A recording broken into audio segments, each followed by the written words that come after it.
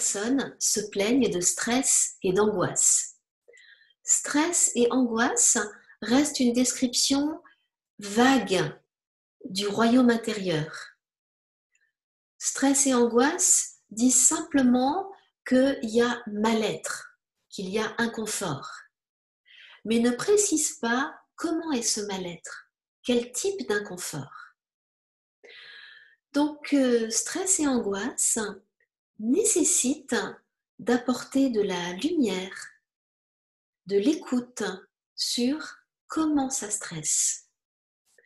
Comment ça stresse, par exemple, dans le corps? Où est-ce que je sens le stress dans le corps?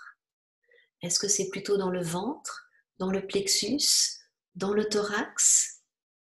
Ce que j'appelle stress ou angoisse, comment est-ce que ça modifie mon corps et plus particulièrement mes 3 foyers? Qu'est-ce que ce stress suscite comme émotion peut-être, comme éprouvé? Et puis au niveau des pensées, qu'est-ce que j'ai comme pensée peut-être associée à ces angoisses ou à ce stress?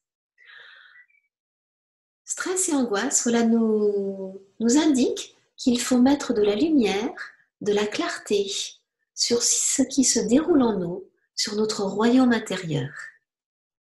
Bien souvent, nous sommes très doués pour décrire ce qui nous stresse à l'extérieur, dans ce qu'on appelle le ciel postérieur dans la tradition chinoise, c'est-à-dire les faits qui sont à l'extérieur de nous.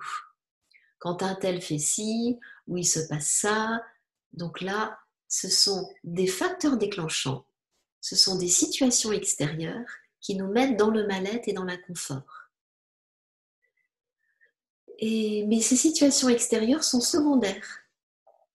Ce qui est important pour faire face au stress, c'est d'investir ce royaume intérieur. Comment est-ce que ça me stresse? Les situations extérieures, je ne peux pas forcément les modifier. Les situations extérieures ne sont pas forcément à ma portée pour les changer. Par contre, ce que je peux modifier, c'est comment je les réceptionne. Si je réceptionne ces événements sources de difficultés avec de la clarté, avec de l'écoute, en posant des mots sur ce qui se déroule en moi dans mes différentes composantes, mentales, émotionnelles, énergétiques, corporelles, eh bien déjà, ça engendre une clarté intérieure. Ça enlève le brouillard intérieur. Et rien que ça élimine déjà une grosse partie du stress.